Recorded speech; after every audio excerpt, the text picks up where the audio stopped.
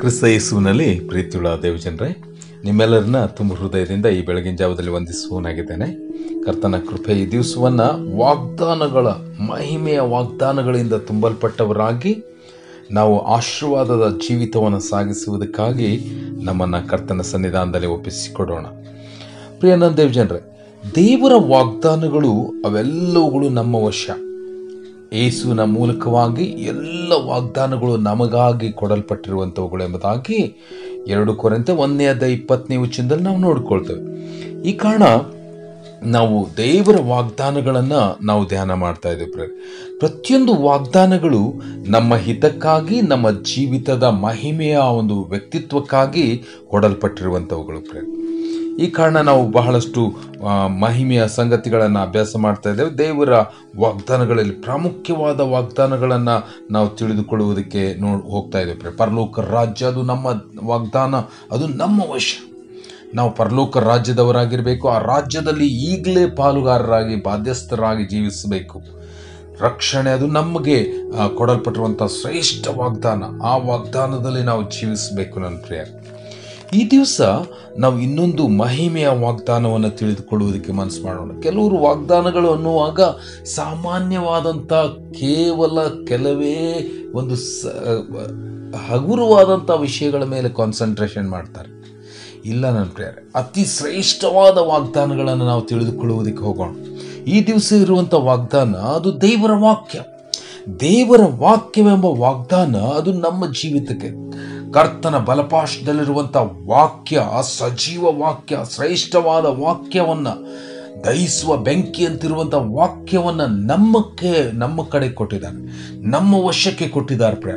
ಅದಕ್ಕಾಗಿ ನಾವು ಆ ವಾಗ್ದಾನವನ್ನು ನಮ್ಮ ಜೀವಿತದಲ್ಲಿ ಸಂಪೂರ್ಣವಾಗಿ ಅದನ್ನು ಇರಿಸಿಕೊಳ್ಳುವುದಕ್ಕೆ ಮನಸ್ಸು ಮಾಡಬೇಕು. ಅವು ಯಾವಾಗ ದೇವರ ವಾಕ್ಯವೆಂಬ ವಾಗ್ದಾನ ಅದು ನನ್ನ ಜೀವಿತದಲ್ಲಿ ಪೂರ್ಣವಾಗಿ ಹೃದಯದಲ್ಲಿ ಇರುವಾಗ, ಹೊಸ ಒಡಂಬಡಿಕೆ ಕ್ರೈಸ್ತರಂದರೆ ನಾವು ನೋಡ್ಕೊಂಡು, ಹೊಸ ಒಡಂಬಡಿಕೆ ಕ್ರೈಸ್ತನಂದರೆ ಅವನ ಹೃದಯದ ಮೇಲೆ ಧರ್ಮಶಾಸ್ತ್ರ ಬರೆಯಲ್ಪಟ್ಟಿದೆ ಎಂಬುದಾಗಿ ನೀವು 2 ಕೊರಿಂಥ 3 ಪೂರ್ಣವಾಗಿ ಅಭ್ಯಾಸ ಮಾಡುವಾಗ ನಾವು ತಿಳಿದುಕೊಳ್ತೇವೆ ಪ್ರಿಯ. ದೇವರ ವಾಕ್ಯ ನಮ್ಮ ಹೃದಯದಲ್ಲಿ ಇರಬೇಕು, ಸಮೃದ್ಧಿಯಾಗಿ ನಮ್ಮ ಹೃದಯದಲ್ಲಿ ವಾಸ ಮಾಡಬೇಕು. ನಮ್ಮ ಜೀವಿತ ವಾಕ್ಯ ಭರಿತವಾಗಿರಬೇಕು, ವಾಕ್ಯದಿಂದಲೇ ಜೀವಿತವಾಗಿರಬೇಕು. ನನ್ನ ಪ್ರಿಯ, ಇದು ಬಹಳ ಪ್ರಾಮುಖ್ಯವಾಗಿರುವಂಥದ್ದು. ಯಾವ ದೇವರ ಮನುಷ್ಯನಲ್ಲಿ ದೇವರ ವಾಕ್ಯ ಪೂರ್ಣವಾಗಿ ಕೆಲಸ ಮಾಡುವುದಿಲ್ಲವೋ ಅವನು ಹಗುರವಾದಂಥ ಅಸಹ್ಯವಾದ ಜೀವಿತವನ್ನು ಸಾಗಿಸ್ತಾ ಇರ್ತಾನೆ. ಯಾಕಂದರೆ ದೇವರ ವಾಕ್ಯವೆಂಬ ಕತ್ತಿ ಅವನನ್ನು ವಿಭಾಗಿಸಿರುವುದಿಲ್ಲ. ದೇವರ ವಾಕ್ಯ ಕತ್ತಿಗೆ ಸಮಾನವಾಗಿದೆ. ಆ ಕತ್ತಿ ಆತ್ಮ, ಪ್ರಾಣ, ಶರೀರದ ಸಂಗತಿಗಳನ್ನು ಅವು ವಿಭಾಗಿಸ್ತದೆ. ಅದು ನಮ್ಮ ಕೀಲು ಮಜ್ಜೆಗಳನ್ನು ಛೇದಿಸ್ತದೆ. ಅದು ನಮ್ಮನ್ನು ಭಾಗ ಮಾಡಿ ನಮ್ಮಲ್ಲಿರುವಂಥ ಅಸಹ್ಯವಾದ ಸಂಗತಿಗಳನ್ನು ತೆಗೆದುಹಾಕಿ ಆತ್ಮಿಕರಾಗಿ ಜೀವಿಸುವುದಕ್ಕೆ, ಒಬ್ಬ ಕ್ರೈಸ್ತನು ಅನ್ನುವಾಗ ಅವನು ಆತ್ಮಿಕನು. ಆ ಆತ್ಮಿಕ ಸಂಗತಿಗಳಿಗೆ ಅವನನ್ನು ಒಳಪಡಿಸ್ತದೆ ದೇವರ ವಾಕ್ಯ. ಈ ಕಾರಣ ದೇವರ ವಾಕ್ಯವನ್ನು ನಾವು ಹೆಚ್ಚಾಗಿ ಲಕ್ಷ್ಯ ಕೊಡಬೇಕು. ನನ್ನ ಒಂದು ವೇಳೆ ಯೇಸುವನ್ನು ನಾವು ದೃಷ್ಟಿ ಮಾಡಿ ನೋಡೋಣ. ಈ ಬೆಳಗಿನ ಜಾವದಲ್ಲಿ ಯೇಸುವನ್ನು ದೃಷ್ಟಿಸಿ ನೋಡುವಾಗ ಯೇಸು ವಾಕ್ಯ ಭರಿತರಾಗಿದ್ದರು. ಯೇಸುವಿನ ಜೀವಿತ ವಾಕ್ಯದಿಂದ ತುಂಬಲ್ಪಟ್ಟದಾಗಿತ್ತು. ಸೈತಾನನ ಮುಂದೆ ಯೇಸುವಿನ ಸಾಕ್ಷಿ ಏನಂದರೆ, ಮನುಷ್ಯನು ರೊಟ್ಟಿ ತಿಂದ ಮಾತ್ರದಿಂದ ಬದುಕುವುದಿಲ್ಲ, ದೇವರ ಬಾಯಿಂದ ಹೊರಡುವ ಪ್ರತಿಯೊಂದು ಮಾತಿನಿಂದ ಬದುಕ್ತಾನೆ ಎಂಬುದಾಗಿ ಮತ್ತಾಯನ ಬರೆಸುವಾರ್ತೆ 4:4 ನೇರವಾಗಿ ಸೈತಾನ್ಗೆ ಒಂದು ಪಂಚ್ ಮಾಡಿದರು. ನನ್ನ ಇದು ಬಹಳ ಪ್ರಾಮುಖ್ಯವಾಗಿರುವಂಥದ್ದು. ಎಷ್ಟೋ ದೇವರ ಮಕ್ಕಳಲ್ಲಿ ಈ ಸತ್ಯ ವಾಕ್ಯ ತುಂಬಲ್ಪಟ್ಟಿರುವುದಿಲ್ಲ. ಈ ಕಾರಣ ಸೈತಾನನನ್ನು ಎದುರಿಸುವುದಕ್ಕೆ, ಆತನನ್ನು ಜಜ್ಜುವುದಕ್ಕೆ, ಆತನ ತಲೆಯ ಮೇಲೆ ಕಾಲಿಡುವುದಕ್ಕೆ ಅವ್ರ ಕಡೆ ಸಾಧ್ಯವಾಗುವುದಿಲ್ಲ. ಸೈತಾನನ್ನು ನೀವು ತುಳಿದು ನಿಲ್ಲಬೇಕಾದ್ರೆ ನಮಗೆ ಬೇಕಾಗಿರುವ ಪ್ರಾಮುಖ್ಯವಾದ ಸಂಗತಿ ಅದು ದೇವರ ವಾಕ್ಯ. ಯಾವ ಆತ್ಮಿಕ ವ್ಯಕ್ತಿಯ ಕಡೆ ದೇವರ ವಾಕ್ಯವಿರುವುದಿಲ್ಲೋ ಸೈತಾನನು ತಂದು ಹಾಕುವಂಥ ಆ ಒಂದು ಅಸಹ್ಯವಾದ ಶೋಧನೆಗಳಲ್ಲಿ ಬಿದ್ದು ಹೋಗ್ತಾನೆ. ಇಲ್ಲಿ ಒಂದು ವೇಳೆ ಮತ್ತಾಯನ ಬರೆಸುವಾರ್ತೆ 4 ನೀವು ಧ್ಯಾನ ಮಾಡುವಾಗ ಅಲ್ಲಿ ಯೇಸುವಿಗೆ ಬಂದಂಥ ಶೋಧನೆ ಅದೆಲ್ಲ ಮನುಷ್ಯರಿಗೆ ಸರ್ವಸಾಮಾನ್ಯವಾಗಿ ಬರುವಂಥದ್ದು. ಈ ಕಾರಣ ನಾವು ಬಹಳಷ್ಟು ಎಚ್ಚರಿಕೆಯನ್ನು ವಹಿಸಬೇಕೇನೆಂದರೆ, ನನಗೆ ಬರುವಂಥ ಶೋಧನೆಗಳನ್ನು ನಾನು ಹೇಗೆ ಜಯಿಸ್ತಾ ಇದ್ದೇನೆ? ದೇವರ ವಾಕ್ಯದ ಮೂಲಕವಾಗಿ ಜಯಿಸುವುದಕ್ಕೆ ಸಾಧ್ಯ. ಯೇಸು ವಾಕ್ಯಭರಿತರಾಗಿದ್ದರು.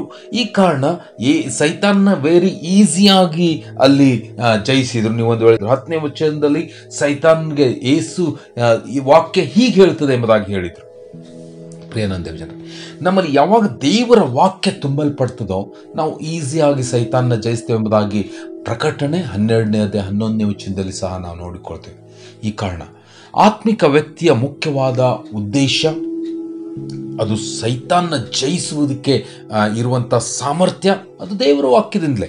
ನಾವು ಎಫೆಸದವರು ಬರೆದ ಪತ್ರಿಕೆ ಅಲ್ಲಿ 6ನೇ ಅಧ್ಯಾಯದ 17ನೇ ವಚನದಲ್ಲಿ ನಾವು ನೋಡುವಾಗ ಅಲ್ಲಿ ದೇವರ ವಾಕ್ಯವೆಂಬ ಕತ್ತಿಯನ್ನು ಹಿಡಿದವರಾಗಿರ್ರಿ ಎಂಬುದಾಗಿ, ಇದಲ್ಲದೆ ರಕ್ಷಣೆ ಎಂಬ ಶಿರಸ್ತ್ರಾಣವನ್ನು ಇಟ್ಟುಕೊಂಡು ಪವಿತ್ರಾತ್ಮನು ಕೊಡುವ ದೇವರ ವಾಕ್ಯವೆಂಬ ಕತ್ತಿಯನ್ನು ಹಿಡಿಯಿರಿ, ಇದರಿಂದ ಕೆಡುಕನ ಎಲ್ಲ ಅಗ್ನಬಾಣಿಗಳನ್ನು ನಾವು ಜಯಿಸುವುದಕ್ಕೆ ಸಾಧ್ಯ ಎಂಬುದಾಗಿ ನಾವು ನೋಡ್ಕೊಳ್ತೇವೆ. ಪ್ರಿಯಾನಂದೇವ ಜನರು, ಯಾವ ಆತ್ಮಿಕ ವ್ಯಕ್ತಿಯ ಕಡೆ ದೇವರ ವಾಕ್ಯವೆಂಬ ಕತ್ತಿ ಅದು ಇರುವುದಿಲ್ಲವೋ ಅವನು ಸೈತಾನ್ನ ಈಸಿಯಾಗಿ ಜಯಿಸುವುದಕ್ಕೆ ಆಗುವುದಿಲ್ಲ ನನ್ರಿ. ಯಾಕಂದರೆ ಸೈತಾನನು ದೇವರ ವಾಕ್ಯವನ್ನು ತಿಳಿದವನಾಗಿದ್ದಾನೆ.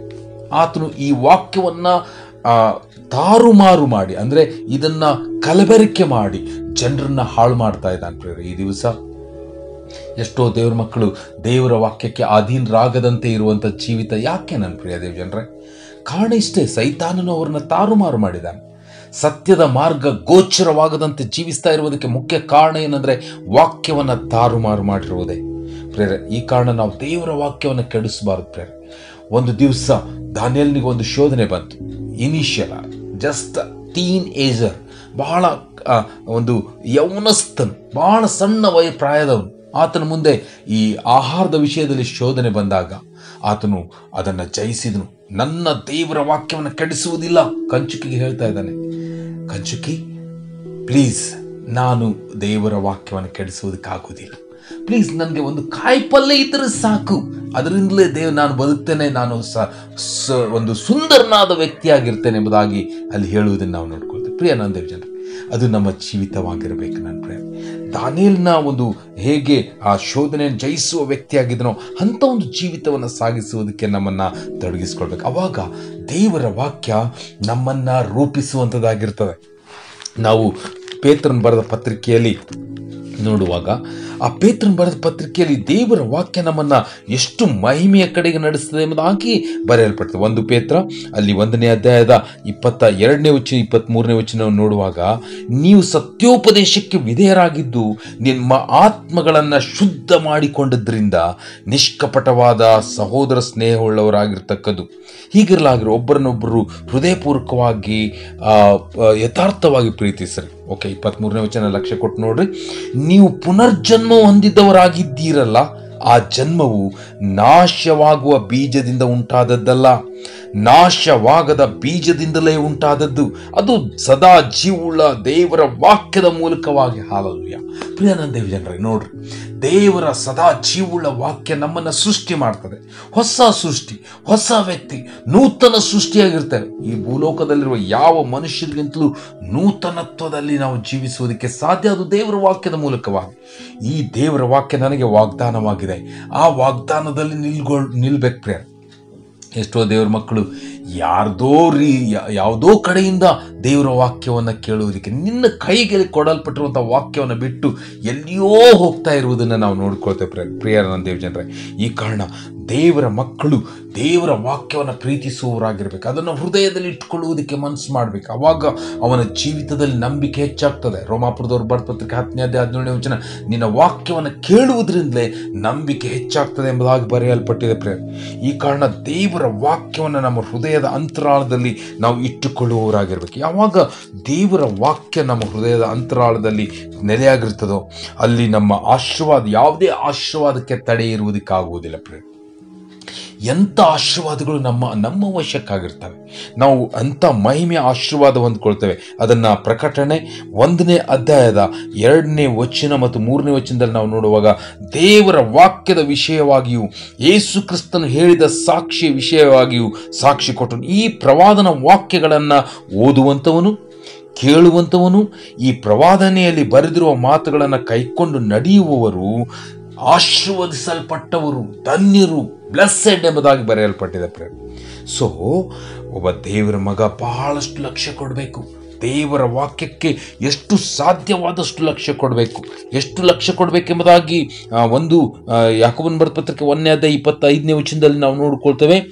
ಬಿಡುಗಡೆಯನ್ನುಂಟು ಮಾಡುವ ಸರ್ವೋತ್ತಮ ದೇವರ ವಾಕ್ಯವನ್ನು ಲಕ್ಷ್ಯ ಕೊಟ್ಟು ನೋಡಿ, ಇನ್ನೂ ನೋಡುತ್ತಲೇ ಇರುವವನು ವಾಕ್ಯದ ಕೇಳಿ ಮರೆತು ಹೋಗಿರುವನಾಗಿರದೆ ಅದರ ಪ್ರಕಾರ ನಡೆಯುವವನಾಗಿದ್ದು ತನ್ನ ನಡತೆಯಿಂದ ಆಶೀರ್ವದಿಸಲ್ಪಟ್ಟವನಾಗಿರ್ತಾನೆ, ಬ್ಲೆಸ್ಸೆಡ್ ಆಗಿರ್ತಾನೆ. ಪ್ರಿಯಾನಂದ ಜನರೇ, ಈ ಬ್ಲೆಸ್ಸೆಡ್ ಲೈಫ್ ನಾವು ಲೀಡ್ ಮಾಡಬೇಕು. ಅದಕ್ಕಾಗಿ ದೇವರ ವಾಕ್ಯ ನಮ್ಮ ಜೀವಿತಕ್ಕೆ ಮಹಿಮೆಯ ವಾಗ್ದಾನವಾಗಿದೆ. ಆ ವಾಗ್ದಾನದಲ್ಲಿ ಈ ಬೆಳಗಿನ ಜಾವದಲ್ಲಿ ನಿಂದುವುದಕ್ಕಾಗಿ ಕರ್ತನ ಸನ್ನಿಧಾನದಲ್ಲಿ ಹೋಗೋಣ, ಮಾನಸಾಂತರದೊಡನೆ ಪ್ರಾರ್ಥಿಸೋಣ. ಕರ್ತನ ನನ್ನನ್ನು ಕರುಣಿಸಿ, ನಿನ್ನ ವಾಕ್ಯದ ಮಹಿಮೆ ನನ್ನ ಜೀವಿತದಲ್ಲಿ ಪ್ರವೇಶ ಮಾಡಲಿ ಎಂಬುದಾಗಿ ನಾವು ಪ್ರಾರ್ಥನೆ ಮಾಡೋಣ. ಆ ರೀತಿಯಲ್ಲಿ ಆಗುವಂತೆ ದೇವರು ನಿಮ್ಮನ್ನು ಆಶೀರ್ವದಿಸಲಿ. Thank you very much.